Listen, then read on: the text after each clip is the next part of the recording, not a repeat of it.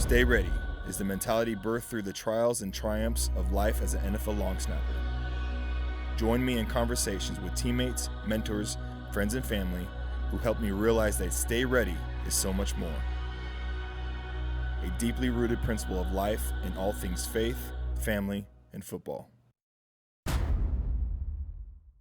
Welcome back to another episode of the Stay Ready podcast. I'm joined today with one of my teammates, Daren Bates, NFL linebacker, going on your 10th year, right? Yes, sir. Currently a free agent, grinding here in Nashville. But Daren and I crossed paths in 2020. We played against each other several times, and we're going to get into that. Specifically, 2016 when you were at the Raiders. Little fake PAT action that you stuffed. And I've been waiting on Pat. Yeah, I know, but we're gonna take that. Okay. You tossed it up. We're gonna talk about that play. We played together in 2020 and right here in Tennessee with the Titans. You're a special teams ace. Played with the Falcons last year, right? Yep. And again, you're a free agent preparing for the next year, man, going to year 10, bro. But welcome, man. I appreciate it, man. Thanks for having me. Yeah, bro. Man. Yeah, excited, man.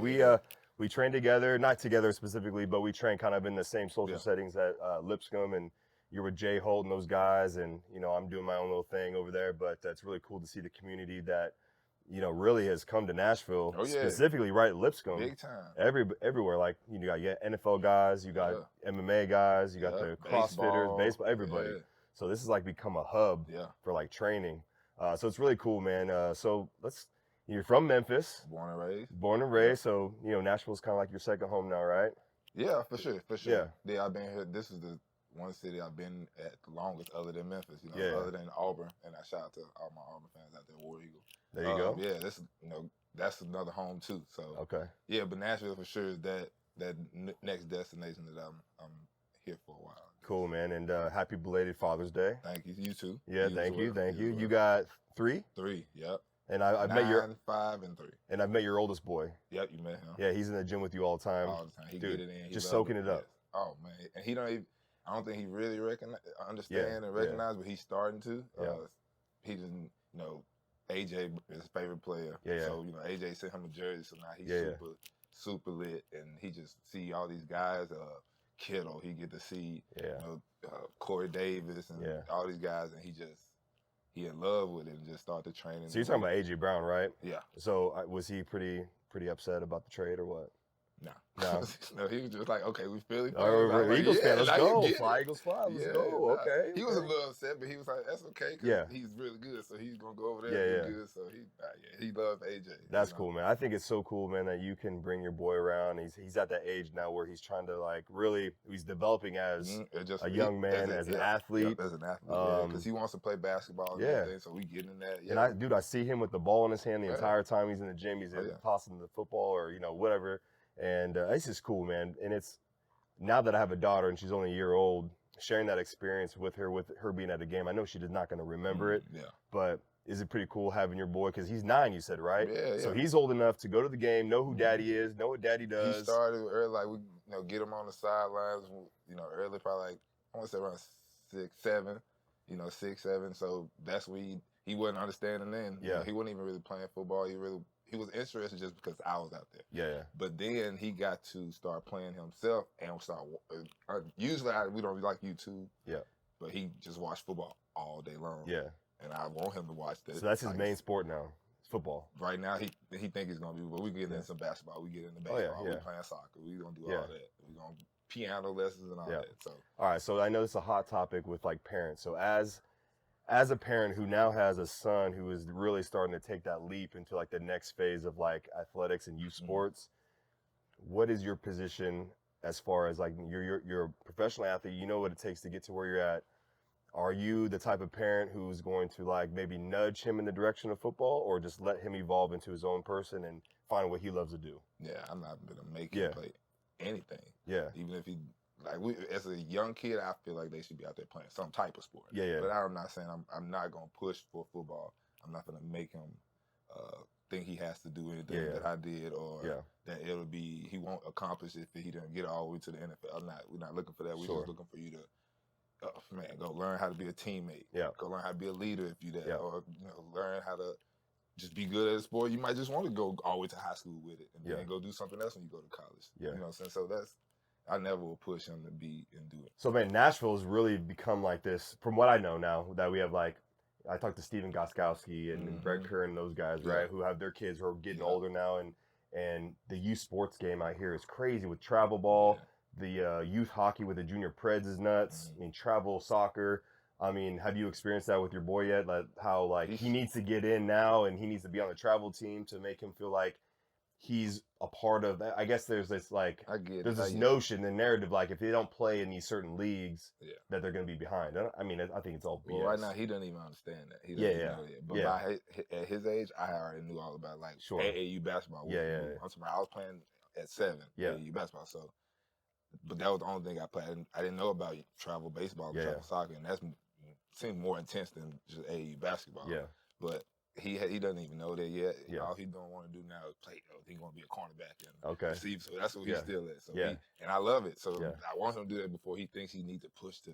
Oh, I got to play. I got to make this team. I got to make that team. And man, it's just about having fun. Yeah. And I love to see him out there having fun. Oh, for sure. That's what it's all about. But you would say that like playing multi-sport is like super beneficial too. If you want to be in the NFL, I mean, playing soccer or basketball. I feel like in anything. Yeah, for sure. That crossover is sports. Like I mean, it's just obviously the phenomenal, like big athletes, LeBron James, Allen Iverson. All those guys, they play multiple sports. Most football players play basketball in high school. Oh yeah. So it's like I feel like everybody should always. Just dibble and dabble in everything. Oh, for sure. It'll make you better at whatever you choose to do at the end of the day. So you said you played baseball and basketball and football growing up. I mean, what was your main thing? Did you just excel in everything? For a long, well, I was that. You were that dude. For real, everything. Even the first time I played baseball, but I was always outside as a kid playing. Yeah, always. So it was like that's why I felt I got better. That's why I make my son go outside and play. Yeah, with the other kids, you don't have to always throw the ball with me, but. Yeah, I feel, I was that guy and everything until I got to high school. Yeah.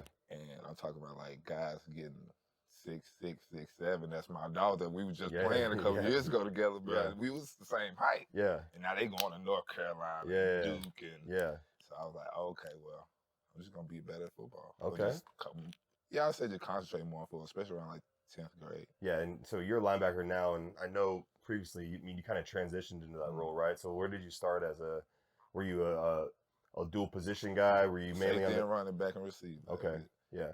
I had to get the ball in my hand, and I always wanted to hit somebody. So that's. And then where did the transition to linebacker occur? Man, after my freshman year at Auburn. Okay. Moved me to linebacker. I was probably 205. Wow. And in the SEC. Yeah.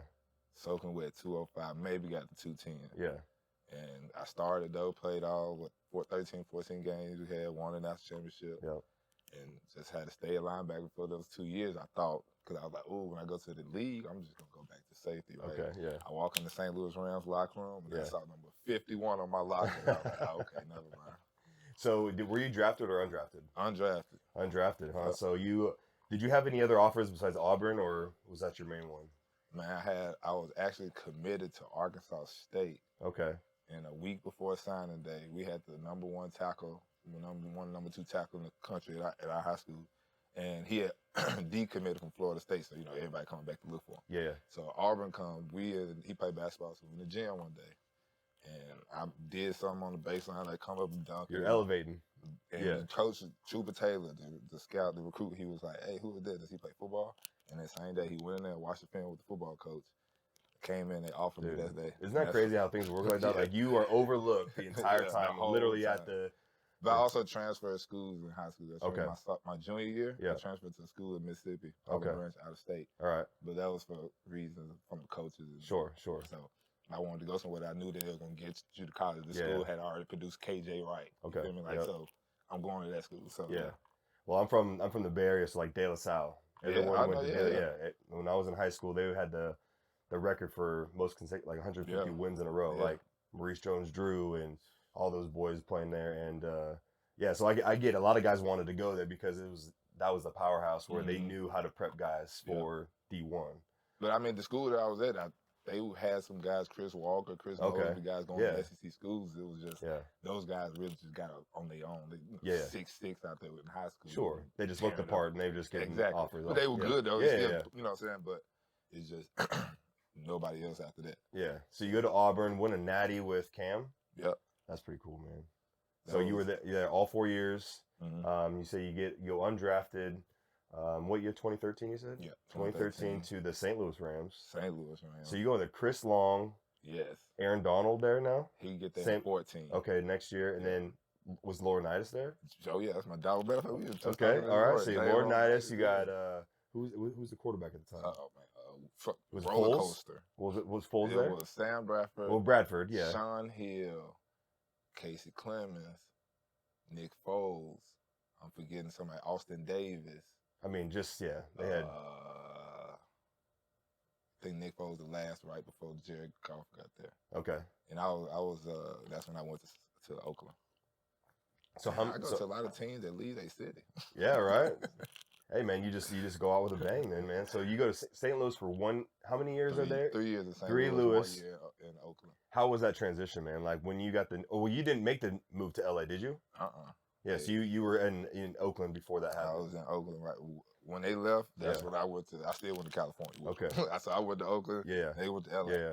And but that year in Oakland, that was fun. Yeah. So I'm from the Bay Area. I grew up a Niner fan though. Ooh, but I grew up going to the Coliseum for A's games and Raider games. Yeah. So I know the black hole and know how crazy it is there. Like lightweight dangerous to go to games. Yeah, I'll never forget when the Niners and Raiders used to play in preseason together. It was always the fourth game, and I kid you not, there was fights everywhere. Oh yeah, everywhere. They had to cancel it. The last year I went was at Candlestick, and there were so many fights.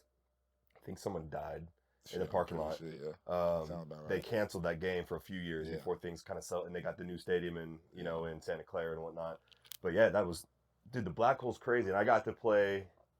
Well, we'll go to 2016 when the Colts come to town it was Christmas Eve. That was a bittersweet game. Why was that? Because everybody played good. We won. Derek got hurt. Yeah, and that's when it was like yeah. So we'll touch on that for a second. Let's go back to the play that we're going to talk about, right? Mm-hmm. So you and Pat McAfee have gone kind of on Twitter back and forth about the play, right? Yeah, and it's hilarious because we drew up this fake field goal, and it gave, it was a direct snap to Pat, obviously. Vinatieri would roll out. We had like a backside pulling guard and like some kind of backside pull or something like that, and Pat was the runner. And the hole was wide open. Yeah. But old boy Bates was right there just waiting. You sniffed it out, and bro, he tried to do a spin move on you. He almost got me though. I wouldn't even expect it. He almost got you, but it's just hilarious because I remember talking about that. We were kind of scheming that play throughout the week, and dude, Pat had this. He had a celebration all planned out. What he was going to do, he was going to literally, and I don't want to ruin it because I want him to tell a story, and I hope you get to tell a story with him on air on his show. But he had something so incredible that he probably would have been like not just fined. But he was suspended from the league. Okay. So he was ready to go out with a bang. All right. But you ruined it. He wouldn't have made it out of Oakland with that move. Yeah, but you ruined it. And I don't know if he would have made it because it was like on the 35. Like 30 something. That's why I was like faking like I was about to jump because I was like, oh, it's so far away. So we're going to talk about the jump, man. I backed up like 15 yards and started running. Yeah. But I had the tight end on that side, so I already was going that way. The same way y'all ran into, I was already going that way. So I just faked like I was coming down and just ran. Oh, my God. You trying to fake? Okay. Yeah, and just it didn't work out in our favor at all. And then, you guys win that game. Derek Carr gets, breaks his leg and on a sack and all that kind of stuff. Because you guys were going to the playoffs, right? We were already in the playoffs. We was just playing. Yeah, and then who ended up finishing it out? Because you guys went to the playoffs, but you guys were back. We lost to Texans. But Connor Cook. Nope. Connor Cook played in the Denver game after that. It was Matt McGloin. Matt McGloin. Sounds familiar. I think it was Matt McGloin. Either way. So like just like playoff hopes just shattered because of that Derek Carr going down. Yeah. Then we watched the Denver game. Then we played the Denver. Oh man. It was over with. No, it's unfortunate, man.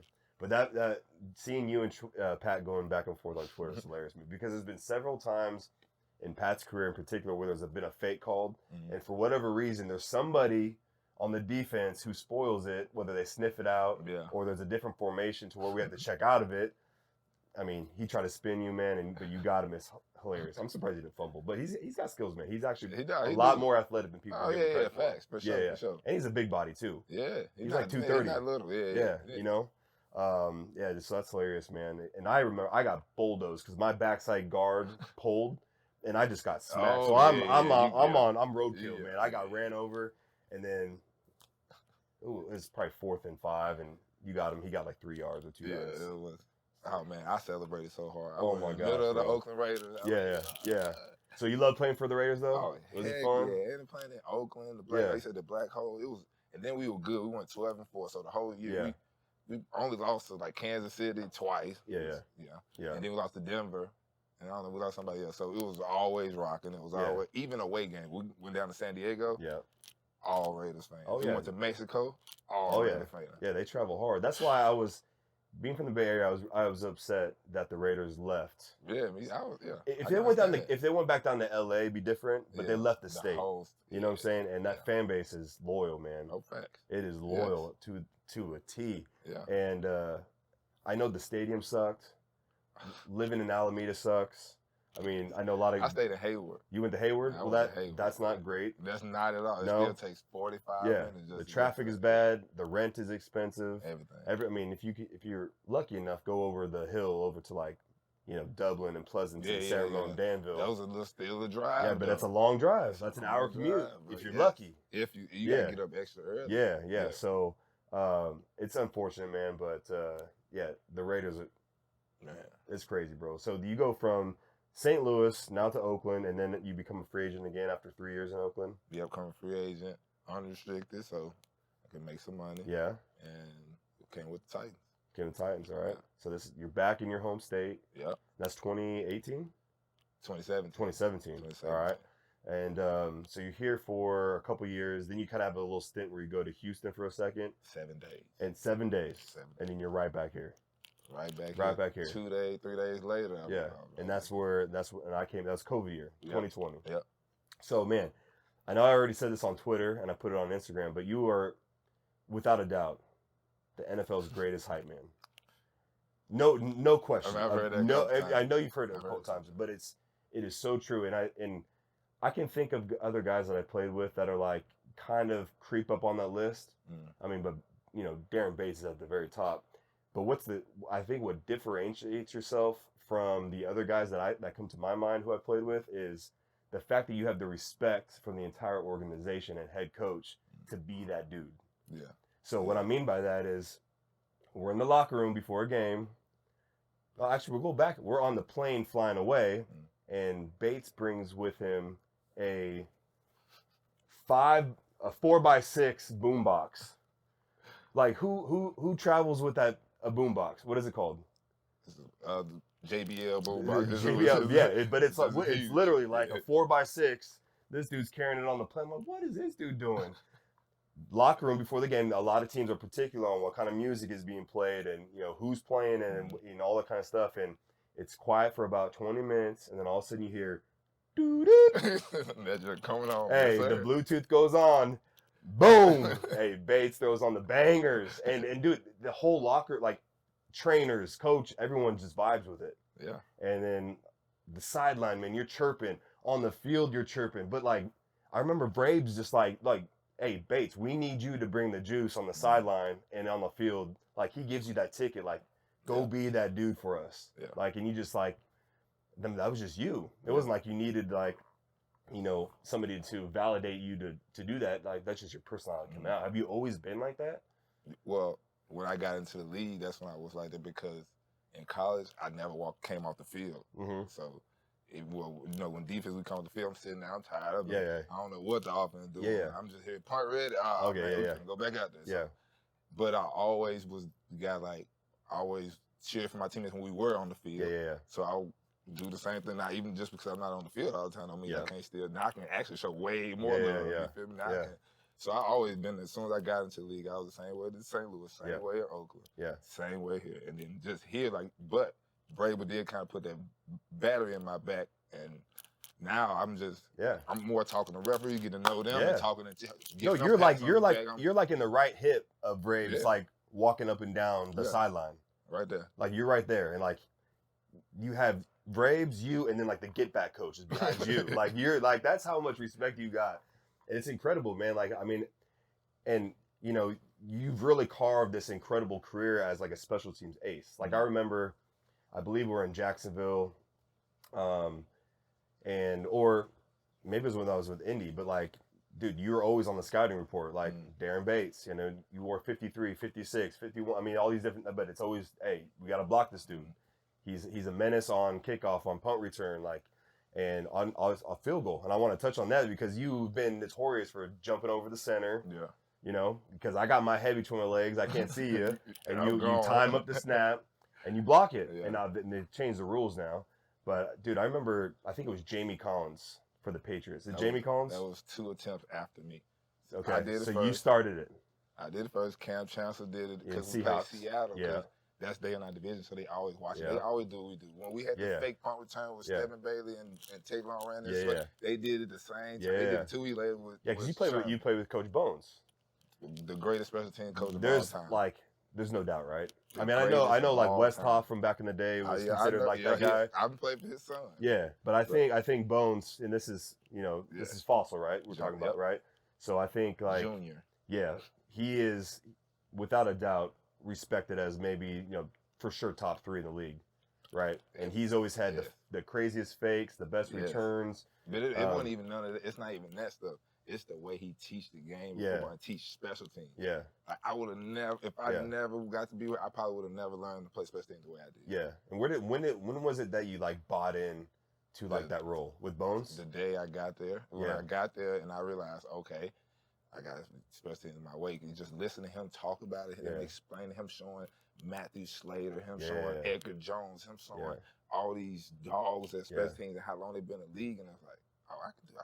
And he's showing you, you only have to go hard for 21 plays a game. You get a rest, but I can do that. Yeah. And then you start to learn. The coach started learning that what type of player Jeff Fisher was looking for, like the hard nose, just go hard, and I start. The team was young. They had plenty of undrafted guys, so they were looking to give people chances. For the most part. Yeah. So you came into a pretty good situation. Perfect. And that was the only team that ever gave me a shout out. The only team that wanted to sign, and I was a tryout. Oh, you were a tryout. So I went in that jump. You signed a waiver. You signed an interview waiver, went out there, and then you signed 2 or 3 days after minicamp? Yep. Dang, bro. I had a great little minicamp with Alec Ogletree because he was the first round draft pick, but I had already knew him because he played at Georgia, so we had like a little chemistry out there. So Ray Armstrong was out there. Got to know him that week, and we kind of bonded through that. We were roommates. Yeah. So it just made me feel good to go out there and do my thing. Then yeah. So to the young guys that are listening, whether they're in high school, college, or even coming into the league, bro, I mean, how many times do you hear a special teams coach early in the year, usually around OTAs or even beginning of training camp, like, listen, if you want to make this team every time, and you're not the 3rd round, 2nd round, or 1st round pick, you're going to make this team on special teams. And how many times have you seen guys just completely not buy in? Oh, man, since day one. Yeah, it's like 90%. Yeah. I done seen rookies as a rookie, like, not want to, I can play receiver, I'm going to play tight end. No, they'll never see the field. Never. Never see the field. Now you're never even going to be on the team because you won't take heed to that knowledge. Yeah. It's like, I don't know, it's just certain times you hear something so many times from a coach that's like serious business. You're like, okay, you should take that in. And looking back on your career, you're going on year 10. If that year 1 in St. Louis that you didn't buy into special teams, how long do you think you would have lasted? Oh man, probably just after that. I mean, no, not long. Maybe just bounce around a few years and if that, because if you were just like hard headed, I'm playing LB. Oh, you're I'm not gonna be the starter. I don't think you'll make it out to year 1. Year 2, so. Yeah, so you bought in and just carved this career as like just being that dude, and you've been. I know you're on the street right now as a free agent, and so am I. But bro, like the fact that there is not many guys like you with the experience. You talk about Matthew Slater. We talk about these dudes who are just perennial Pro Bowlers at the special teams. Yeah. This dude is 7th on the depth chart of receiver, but could arguably be in the Hall of Fame. He will be. I'll be signing a petition if he ain't. 100%. And I think people don't realize how good Matthew Slater has been for, I don't know, 14 years. 14, 15 years. And he's made 9 straight Pro Bowlers as a special teams guy, as a gunner. Yes. You know, I mean, this dude just beats one-on-ones, beats vice, and makes solo tackles. Kickoff, just making tackles. I mean, he's like Belichick's dude. Yeah. He's smart. Yeah, dude, he is super smart. Yes. But you watch guys like that. I mean, you can go down the list. Yeah. Edelman, all these people who started some way, some form, like they had to get on the field on special teams. Yep. And you're one of those dudes, man. And playing with you in Tennessee was cool. And this is the first time, because now that I'm on year 11, but typically your core guys are, you got maybe a few 5-year, 6-year veteran guys sprinkled in with, you know, the rookies and 1-year and 2-year guys. So you have like this kind of imbalance of the age gap and the experience gap. Yeah. And I feel like most of the time you are just you're like flying by the seat of your pants, like hoping that like this mold works, because you have these young guys that just don't quite get the technique, don't quite get leverages and drops and protections. But I feel like in Tennessee that year, we had like, it was you, it was Compton, it was Swaim, it was, dude, I just felt like everybody. The guys had been out there and did it before. But we sprinkled in with a couple young guys. Yep. But the young guys were always ready to learn more. We had that chemistry. And obviously you have Kern and Goskowski who've been in the league for a long time. But bro, that was my first time being a part of like a punt unit in particular, where like I look to the left, I look to the right, just dogs, veteran dogs who've been in the league a long time. Where you don't need to be out, like you just get it. You don't need, you make the little adjustments and no one freaks out and you just go out there and make things happen. Yeah. And dude, some of the best memories of that year, I think it's the best because it's COVID, right? So some places we didn't have any fans. Yeah. So you could hear the interaction, right? And I remember like just during like TV timeouts, bro, you and Compton, bro, just like chirping at the other guys on the team. Will's plugging, busting with the boys, like, hey, subscribe, like, follow, comment. You're chirping, bro. Like, oh my, bro, it was like the funniest. Those are the best times, the TV time where we have about 3 minutes where we're just chilling and like just dogging each other. It was hilarious. And you're right there, bro. I mean, just like NFL's hype man right there, just ready to strap it up and like street fight these dudes in the middle of a timeout, bro. Because that's what it is. Yeah. And then it's like mind games too. Yeah. I'm gonna talk funny to you and everything. We're having a great time. And as soon as they blow that whistle, and the whistle blows, we have one play and then we just go boom for like that 10 seconds on punt. It's all out, right? Dude, I swear that's probably been the most fun. Like Indy was fun too, but like that was just. But I tell a lot of people that the Titan locker room, ever since I came in since 17, it's always been tight. Yeah. As soon as I came in, I started bringing the music and all that stuff. But then it was already guys like Brian Aragpo, Derek Morgan, Wesley Woodyard that was already there to set the mold. Yeah. And he already had KB that was going to his second, third year, and it's just molded. And the other guys, Jayon came in, and the guy just kept with the mold, kept with the same chemistry. Even when Vrabel came over, it still like the locker room is gonna still stay the same. It's team chemistry, and with the punt thing, it's like that's been the same way since. Ackerman became the head guy. Yeah. Like we treated it like an offensive play. So it was like 100%. You want to go to the line like an offensive line. You know what I'm saying? You want to take care of the same thing, do the same stuff, so that you can let Vrabel award us with some punt fakes. Oh yeah, stuff like that. Yeah. So man, that's always the best time to be able to be around have those veteran guys. Oh, for sure. On that line or on that punt return or kickoff return, because that's the worst one. Yeah. No, and I think I didn't really get to experience the Titans locker room like it should be because of COVID. Yeah. I was out in the bubble with my little makeshift locker, and I didn't get elevated into the main locker until like December, like week 14. But even then, like you couldn't even chill, like you couldn't even. It's like we couldn't even really. You couldn't kick it in the locker room, and you couldn't kick it in the lunchroom. So I didn't get to experience like the real culture that I think Titans are. Within the past, let's say 5 years since Vrabel's been there, like really instilled in there, because that locker room's tight, man. And I think Vrabel, obviously, he's a former player. I think bringing that vibe in, like they know how important that is. Mm-hmm. And I think a lot of teams and organizations overlook that. Yeah.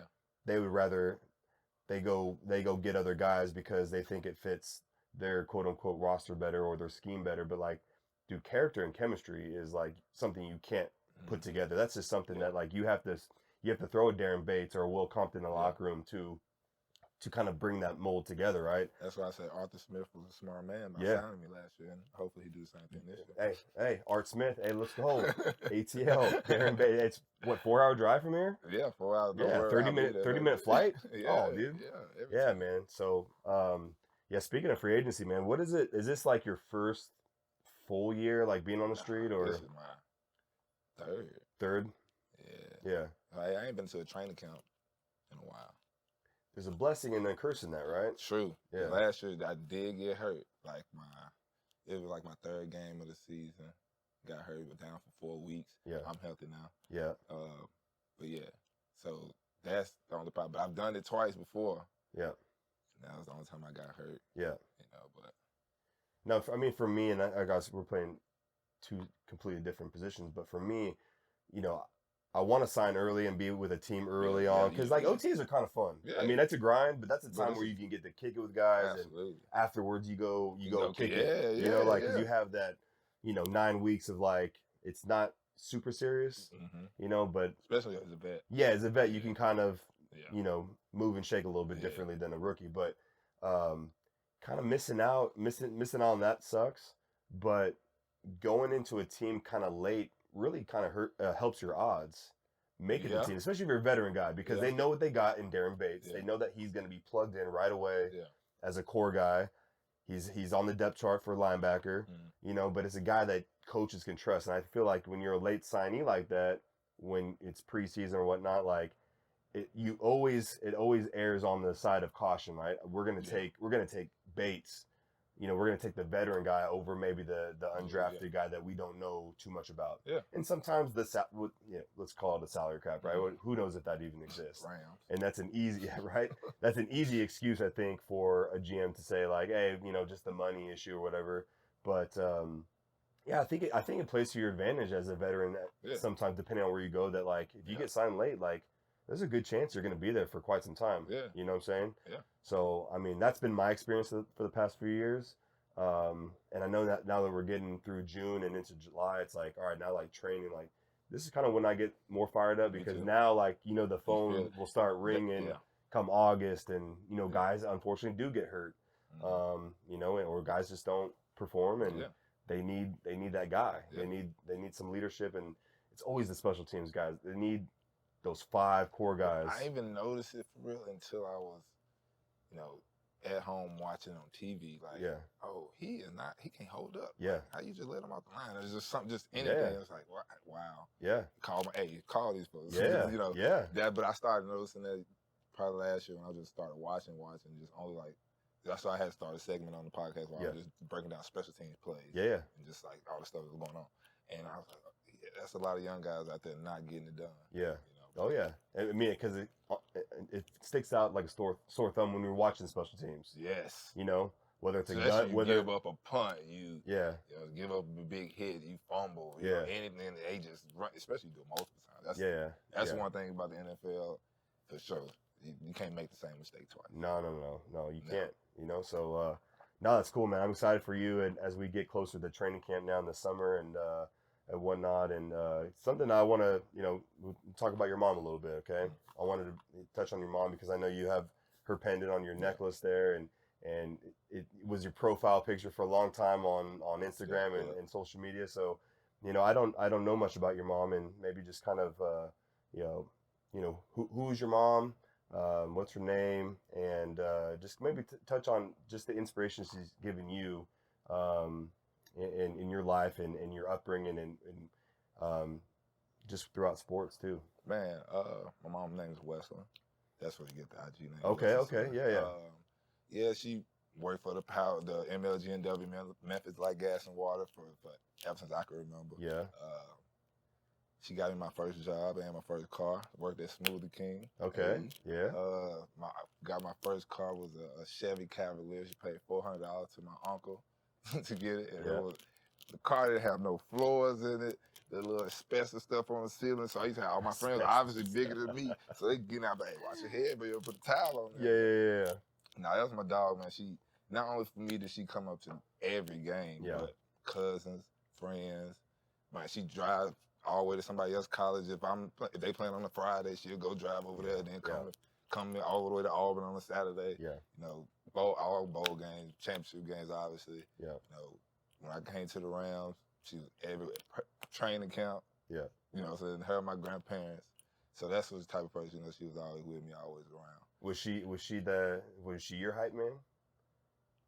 I would say she was more of my my secondary coach. So she'd be, you know, I would always hear like basketball. I would hear like talking, come on, Daren, but in the car is when I would get myself like. Yeah. But one of the first times I remember, I think like 7th, 8th grade, when she gave me some criticism, just critiquing me, and she was like, "You playing Matador defense?" And I was like, "What are you talking about?" She was like, "You just like the dated the bull, and you just Matador, and you let them go right by you." Oh my goodness, that hurt. I got to play, and that's when I really started playing defense, like in basketball, and I started learning, like, oh, I got to play some defense. She tried me like that. Okay. Dang. So yeah, that's what my coaching would come from. Her just be off the side. She'd do all these. So she kind of hit you with the hard truth. Yeah. Like if something stuck out to her in a game, whether it was like your effort or lack of technique. Oh, definitely. Yeah. So not necessarily like chirping from she wasn't the loud parent where it's obnoxious and loud and just going crazy, but she was like the one just taking mental notes the entire game.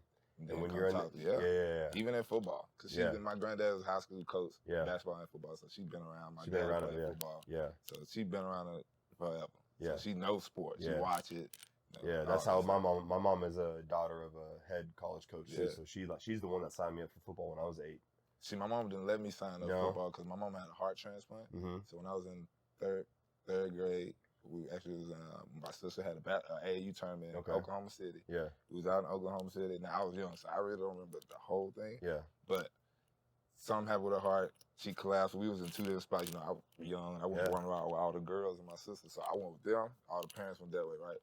So we just kind of heard about it when we come back, and my mom flew all the way back to Memphis. Yeah. They had to put on a helicopter to fly out to Memphis. Yeah. And for 2-3 years, she went through just, you know, pacemakers, like this little, I forgot the name of it, but this would be basically this stuff to pump your heart. Okay. And whole machine, you know, laid up for a long time. Yeah. And it took a while before she got a heart, and she got it from some random guy. Yeah. Some random, we was collecting money, it had to be $100,000.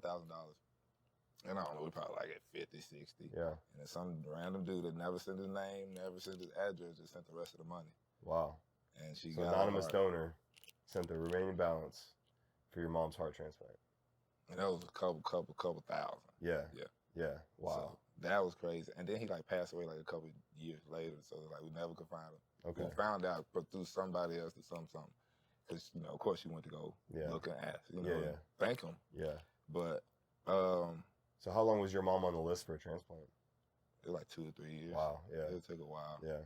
And then as a kid too, when she got her heart transplant, I was in fourth grade. You know, and I was there that night at the hospital when they came running. Hey, wake up! So you know, she do that, go to the hospital. I don't know what I was doing. I come back, you know, the next day. I'm expecting it to be like, she got a heart. Let's get out of here. We've been here forever. Yeah. Let's go home. Yeah. No, you know, so you come in there, you see all the twos. I remember I was with my godmama, and I was like, oh, this is not how I expected it. Yeah. I just remember being sad for a long time, but then after that, that's, you know, came back around. That's when she started letting me play football, because I couldn't play football until she had a heart transplant. That was her rule, because she wanted to be there. Okay. So at one point I couldn't play football. And then, she was riding out for a long time, and then she got sick 2014. Okay. The medicine, the heart rejection medicine. Yeah. It tears up your kidneys and lungs and all that. Really? So that started going bad. So kind of just the after effects of the transplant just kind of got to the rest of her body. She got cancer, then she started doing chemo. Yeah. And she just wasn't feeling the chemo after a while too. Yeah. You know, and you can tell it was she like couldn't even walk up steps and stuff. And it was like, bro, you only 56. Yeah. Feel me? Yeah. You know, she just was everywhere. We was in Dallas, we was in Arizona, we were going places, we in the A, we here. Yeah. You know, stuff like that. But I'm still working through a lot of stuff. I'm surprising myself right now. Yeah. I went to therapy this morning. I just started going to therapy. It was my first day in person. Yeah. And obviously we work on more than just that. But yeah, that's definitely. Yeah. So it's been almost 10 years now since or 8 years since you lost her. What year am I? 10? Yeah, 8. Yeah. And so, I mean, you know, I can't relate with that, but I know, you know, I have friends and family members who have lost their parents. My cousin just lost her mom and dad within a year together, you know, at a young age, you know, in their 50s, both from a heart attack. And, you know, I appreciate you sharing that, man, because, you know, I wanted to ask you, it's just like, how do you navigate? I know she played such a huge role in your life, you know, through athletics and sports, and got to see you thrive, and she saw you make it, you know, fulfill your dreams in the NFL and whatnot. And, you know, maybe somebody who's out there listening who, you know, just recently lost a parent. I mean, I know there's a lot of different ways to cope with it, and everyone reacts a little differently. But and you mentioned therapy. What's helped you in the past 8 years? Not to say that's gotten any easier, but what's helped you in the past 8 years to really just kind of maybe be at more peace with what has happened, and how does your mom just live within your heart every single day to keep you striving? Man, I'm literally working all on that because I feel like I put that off for a long time. I ignored it. I put, you know, started just traveling instead, or doing this and just trying to not really think about it, but at the same time suffering too. You know what I'm saying? Not talking about it, not all that. So yeah, that's what I'm working on now with my therapist, because I ignored it for a long time. Yeah. You know, I feel like I'm just not even accepting, but accepting that I just need to go talk to somebody, get it off, and get to understand our relationship even more. That you know what I'm saying, that I'm just playing with the memories in my head, but, you know, maybe that therapist can help me bring out something else and other things that, you know what I'm saying, that can bring me peace, or, you know, like I said, help me out, whatever it may be. So yeah, I'm still a whole mode and process. No, I'll be praying for you on that, brother. And is there anybody in your family that you connect with the most that, like, reminds you of your mom? My sister at times. Yeah. A lot of times. Like, do you feel like when you're around here, it just kind of gives you like that good feeling, like, I feel like mom's with us right now, because especially, you know, she cooking, or she just not even that, like, just her reactions to stuff, or her just silliness. Yeah, you know, just saying. So she has a lot of traits that your mom had. Your sister does. So yeah. But then also my 5-year-old daughter. Really? Isn't that crazy? But I don't know. But she always just asks about my mom. Okay.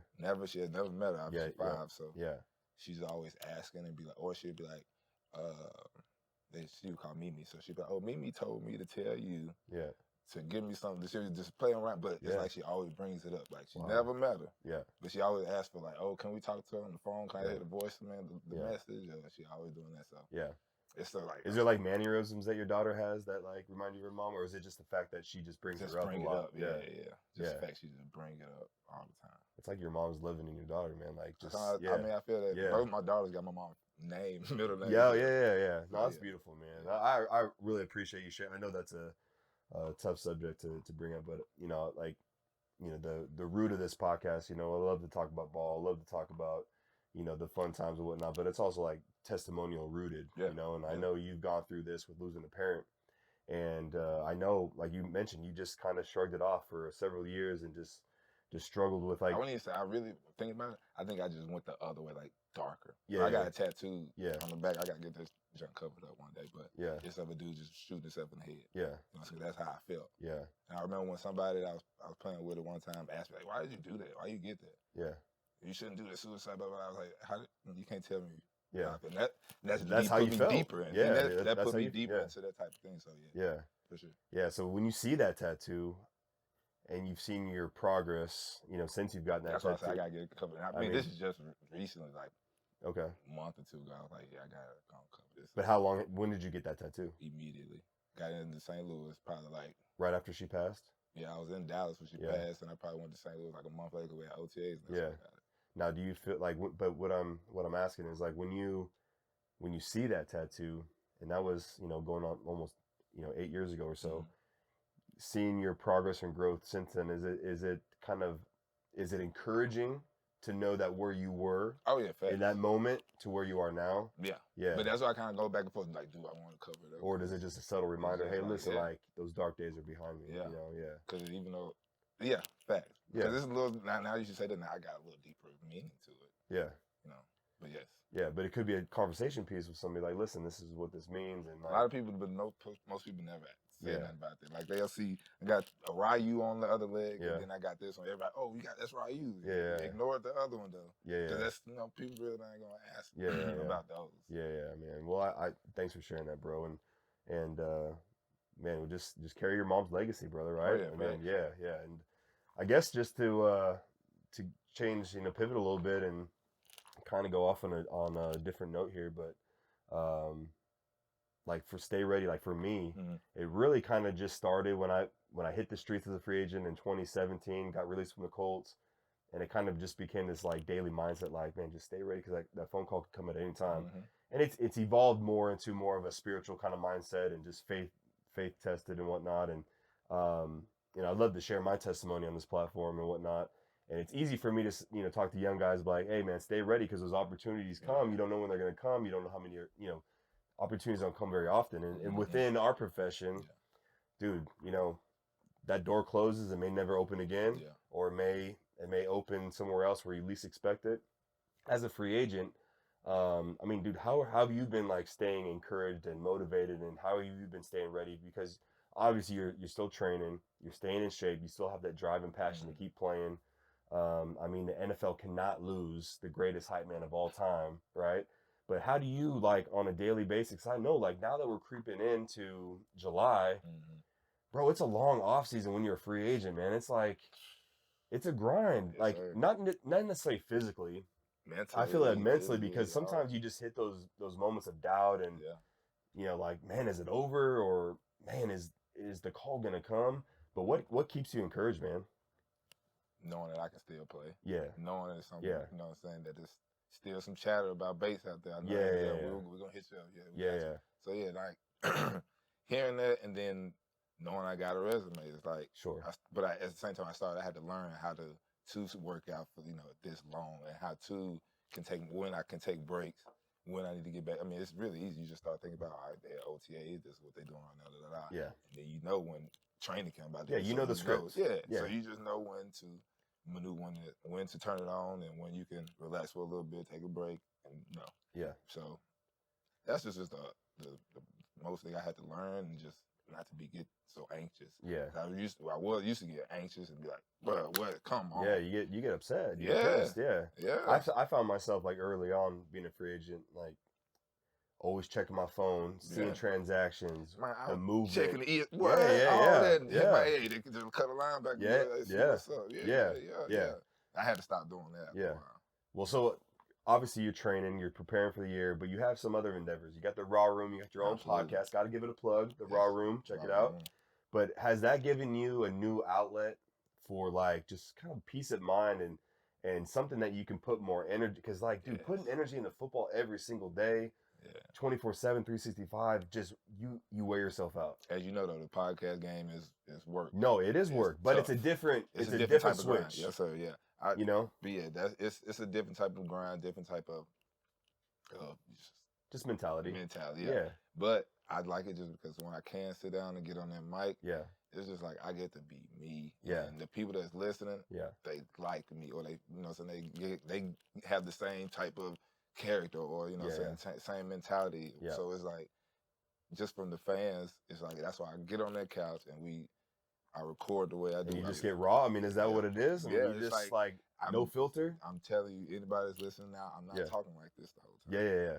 It's none of that. I've heard the clips. I'm talking to the guy that I grew up with. I met in 7th grade. So, you know what I'm saying? It's like, that's how we talk, and we talked ever since we met each other. Yeah. So it's like, then we bring other people on. Yeah. And it's the funniest thing to see, and the best time is when you bring somebody else on, they start the pod talk, right? Talking all proper, and then they realize that I can just I can have no filter on and this. And then you see how they change. That's the best thing in the world. I love it, especially the ones on Zoom or somebody I never, like really never. Bruce Pearl. Yeah. At first it was confident. He started bringing the players in the pit. Hey, come on, guys, all that. So it's like, you get the love. Yeah, that's cool, man. I know. So you have an ambition of coaching after ball's done.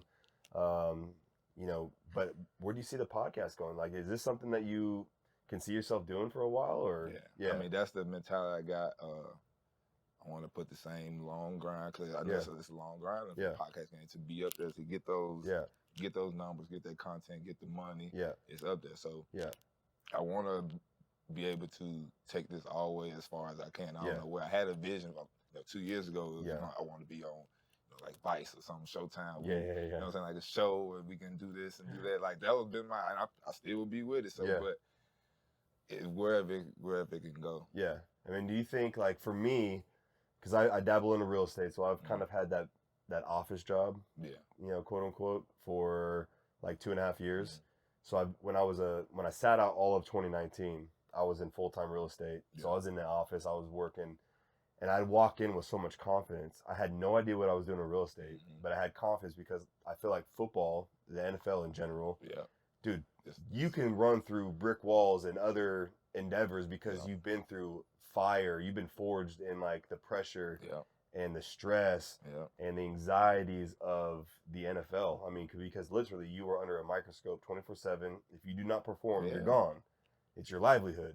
That's why I love the podcast game for players so much. Like even players that's playing right now. Yeah. Because you can't get on a journalist or their media's microphone and say that I didn't like how I played it like this way you want to. That's really why I started the podcast.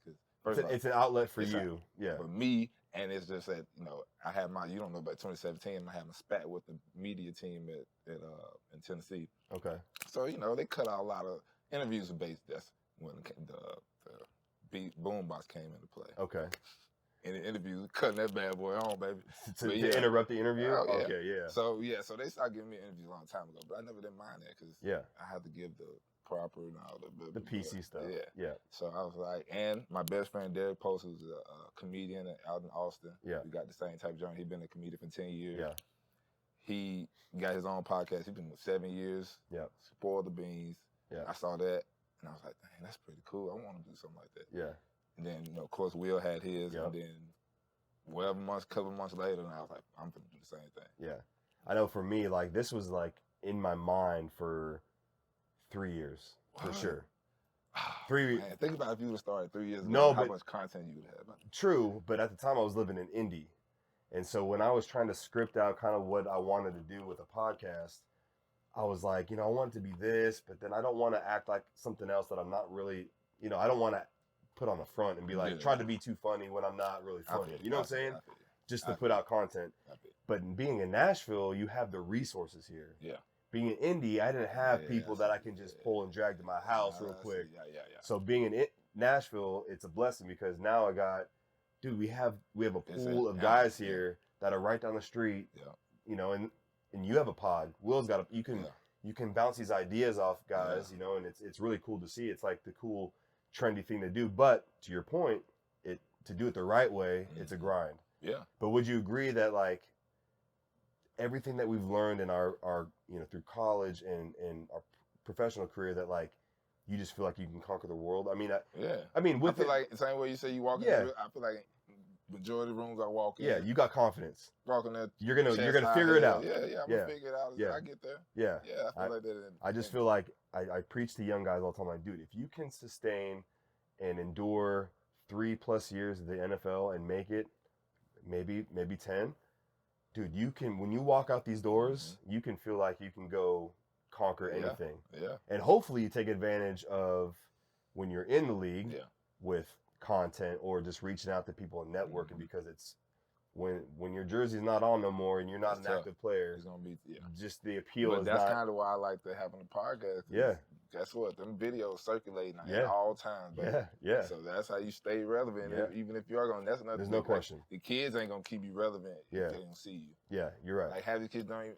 I had a whole group, 4 or 5 white guys. And I'm talking about John Lynch was like the truth, man. It was like, who is that, John? Yeah. How you should know who John Lynch is? You feel me? Like I was like, that's crazy. Y'all don't know who some of these legends are. Legends. So think about me. So you gonna fear me. All right, man. So we got one question that I want to touch on. Give me your best Coach Vrabel story. Well, I got a lot of them, but my most recent one and probably was most funniest one to me. You were just talking about how I'm always in his hip pocket. So I forgot who we were playing. I'm doing my talking, I'm chirping. What year was it? You remember? This is 2020. Was it when I was there? No, it must have been 21. It had been 21. 20. No, it wasn't been 20. It was 20. Okay. Yeah, so it's 20. And I'm doing my thing. I'm chirping. AJ just killed somebody on the route. Okay. Boom, boom, got the first down. Might have been Detroit. Was it Detroit? It might have been Detroit. I think it was. Because they had 2 backup corners in there. Because there was a deep ball that he caught like in the corner against Detroit, I remember. And then it was the game that Will caused the fumble at the goal line. At the goal, yeah. So I feel like you guys had a big week that week because you and Compton were playing. Yeah, we both. You were both playing. That's what it was. Yeah, okay. Did that game. Yeah. So AJ do his thing, and I'm get up and I point at the dude. I was like, he's yeah. I'm going. But I'm always over the white, like I'm on the field. Yeah. And Brace, get the like helmet off too. Oh yeah, I got my helmet. Yeah. That's facts. Yeah. So I'm pointing, going all crazy, and just laughing. And he's like, "Brace, don't point." He come in my face, and he's like, I was like, "Hey, you ain't gotta get my face." And we walk off, and then boom. But next play, I'm right back at it, talking. Somebody did something like killed somebody on the route. Yeah. And I'm about to point out, like, put my arm down. The guy real fast. And he came over to say something to me. Yeah. I said, "Man, I'm bad." And he was like, "No. Go tell somebody." I was like, "All right." So he wanted you to go back and do it again. Yeah. Dude, Braves is hilarious. He wanted me to do it again, but he was like, "Just don't point." Yeah. I was like, "Man." Yeah. Dude, I'm gonna post this video on so I'm talking about 2020 when we played together. So one of my favorite Daren Bates memories, and we'll go back to 2020 against the Texans on the road. We had to win to win the AFC South. Yeah. Oh yeah, to win the South. Yeah. We got steel toe slow kicking. Steel toe slow. Hey, he booted. Hey, man, he beamed. Oh man, that was crazy. Steel toe slow, but dude, locker room was lit. Locker room is lit. So we got to give a little context to people. So Gostkowski tests positive for COVID the week before, so he's out indefinitely, not playing. We signed this little 14-year-old boy off of the streets, Sam Sloman. Yes. I'm not even exaggerating. I mean, no disrespect to Slow because we love him, but he looks like he's 14. He looks like Bobby Hill. Yeah. Prepubescent little boy coming into an NFL locker room, and he's a kicker, which is even more hilarious. Yes. But anyway, this boy is nervous as all heck in the game because I think it's pre-game. But Ark told me he missed every kick. Pre-game was shaky. Not a lot of confidence going into that game. Yeah, but he goes into the game and he's 5 for 5, but he makes the game-winning field goal, doinks it off the upright to win the game, dude. And afterwards, we go to the locker room, right? Because we just won the AFC South. Derek just rushed for his 2,000 yards. Yeah. Bro, and this is the hype video. Yeah. But it's you get in here too. Where you at? I got it right there. I got the boom box. I got the boom box. Boom. Bro. Oh my God. You and the boom. Dude. This game was lit in the locker room, and then do you remember the Ravens game on the road? Oh, man. We're gonna put this video on. We're gonna put this hype video. This is Daren Bates in his own element after the game with the boombox. We're celebrating AFC South champs. Dude, it was Ravens awesome. game though. That was lit. Yeah, that game was crazy because did that go to overtime? Yes, that's when Derek cut that jump back in the back. Went left on a little wand up, boom, cut that jump all the way back. But pregame was a little scuffle with Vrabel and Harbaugh, right? And Malcolm. And yeah. that was hilarious. But then that locker room was hype. That was a good one. Yeah, because all of a sudden now we're a rival. We didn't know we didn't even know it was a rival. We only played y'all one time and beat y'all. And then you came back next year talking cash money. Yeah. And in their stadium, nobody's there. So we all loud. But not to mention to talk about. I know Comp has talked about this a ton, and Taylor has talked about it a ton about. The Titans have always gathered at the 50 before every game. Since 2017. Yeah, so it's nothing new. I got here in 2017. Yeah, so it's nothing new. Nothing new. They just weren't paying attention to the Titans. That's all it was. Yeah. And then just that day, y'all want to pay attention. Yeah. We did it the year before in the playoff game. Yeah, you're right. So, and did you guys beat the Chiefs? No, you lost the Chiefs. You beat New England? New England. You know, Logan Ryan, who played for New England. Yeah.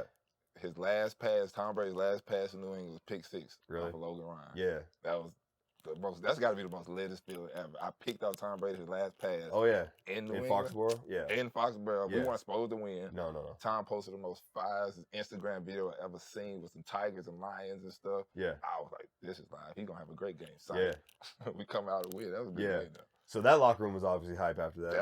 Did you have the boombox for that game? Oh, absolutely. Please tell me you did. Yeah. And then first of all, the boombox came in its own. I didn't have to stop carrying it no more. That's the only reason I carried that one time. And then Bray was like, just get a box and put it in. Or somebody like the equipment team got. Oh, so it was a staple on the travel itinerary, right? They're always packing that thing. Yep, packed it up every Friday right after. Oh my after God, practice. dude. So you had that game, and then the next week you go to Baltimore, beat them. Yeah, we beat Baltimore. And then you go on the road again to KC and lose. Yeah, it's too much out there. Them boys, they won the Super Bowl. Oh, sure. Let's talk about one more thing, because you are a linebacker. Derrick Henry, I mean, got to be the best back in the league, right? Yeah.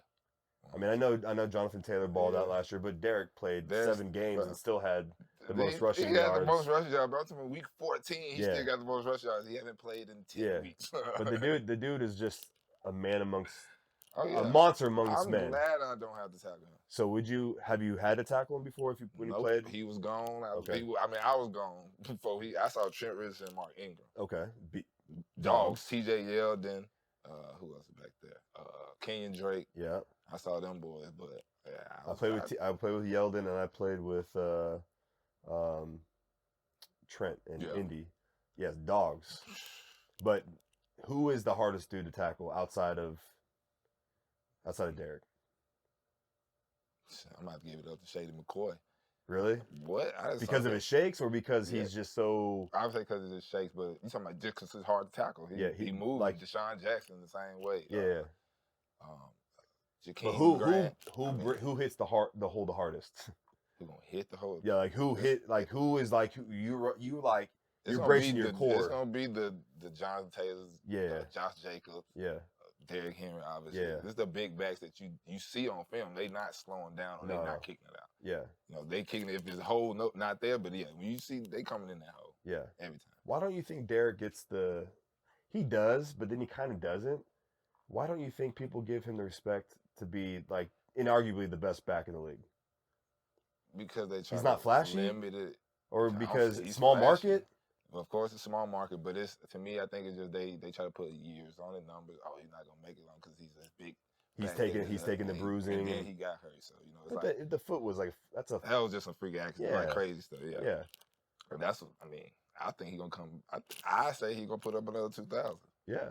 I thought he was gonna do it last year. I mean, so I was on the Jags. Were you with the Titans when he did that like 98-yard run where he just slapped? That was in 2018. It was 18. It was AJ Boye got slapped. Miles Jack got slapped. Everybody get out. My boy Jacobs got slapped on side. Yeah. But that was the first time he did that. I don't want to say that. He got rolling towards the end of the year because that whole year was Deion Lewis before that. Okay, Deion started getting all the feet at first, second, and third down. Yeah, it was like a little 1-2 punch they had going on. But Deion was carrying. But then in 2019, that's when Deion was still there, and then that tail end of 2018. Yeah. And ever since then, he's been him. Yeah. So I was on the Jags when Derrick had that run. I remember seeing on the sideline and just like, all right, he's gonna get tackled there. Nope. All right, he's gonna get tackled there. Nope. I was gonna get tackled. Like, unreal, right? And seeing that dude just kind of gallop to the end zone, 98 yards, but then to be on the Titans, and it was like, obviously, like a lot of the offense runs through Derrick, and it kind of thrives off his momentum, and it's almost one of those things where like, just keep feeding him the ball. Oh yeah. And eventually he's gonna pop. I was telling my son because he started to learn. I heard him telling one of his friends, but you give Derrick a quarter or two. Yeah, that's all you need. But you gotta get him going. Like give him a couple carries, give him a couple. Then you throw in your boost. Obviously, Braven, they know what they're doing over there. So. But yeah, he need a couple of them, and then he gonna give you 240, 230, 220, 210. Yeah. He gonna give you.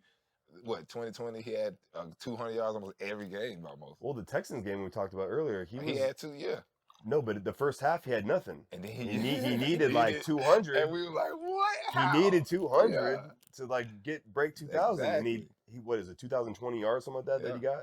Yeah, dude's incredible, man. And then AJ had that big catch to put us in field goal range, and then I'm interested to see how that one goes. Because AJ, the play action got to take a little heat off of D hen.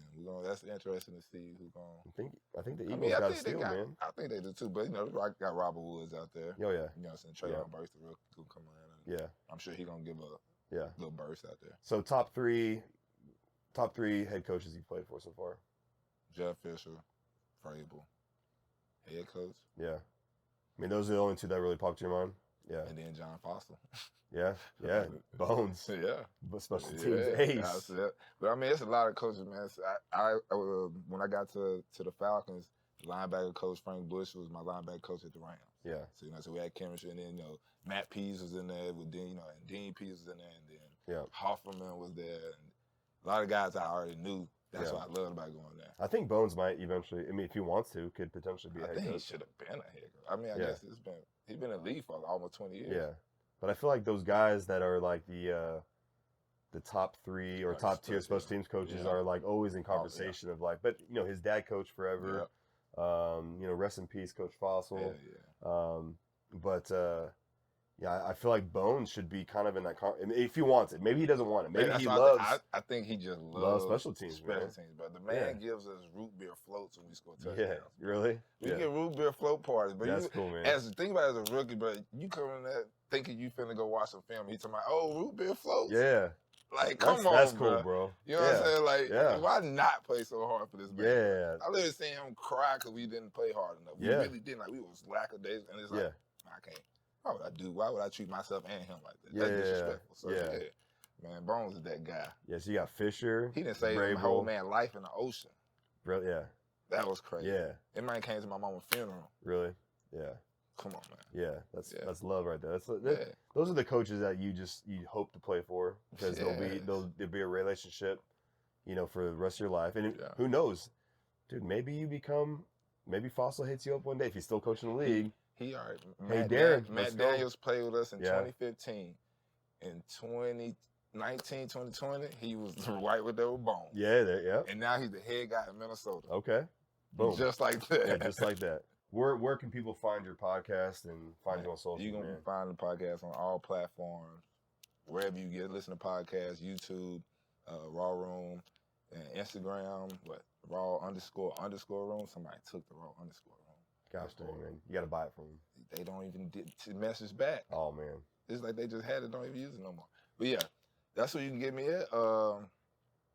Twitter's my place, DB_5Trey. You can follow me on there, and you can have a great time. Yeah, man. Well, I appreciate the sit down, bro. I mean, it's been fun. Thank you for having me, man. Dude, I'm just stoked for the year because I know you've been training. And man, let's just hope. I mean, hopefully you're back with Art Smith in Atlanta. I hope so too, man. I miss Dean Pease. Yeah, but it don't matter, right? You're gonna fit in. Yeah, I'm gonna get it. The boombox is gonna be live. No matter what locker room I go to, man, y'all gonna love you, boy. And that locker room will be incredibly blessed to have you, man. Especially this special teams unit. And I hope young guys listen to this because this dude is a special teams ace. There's a reason why he's been in this league for a long time. It's because he bought in early and he mastered the techniques and has carved himself a 10-year NFL career because of it, man. So I appreciate much love, bro. Thank you, bro. Thanks for coming, man. Thank you. For having me. And we'll see you next time on another Stay Ready podcast. Thank you for tuning in to Stay Ready, the podcast. If you like today's episode, please comment below, like, and subscribe to our channel. I appreciate you all. We'll see you next time, and stay ready.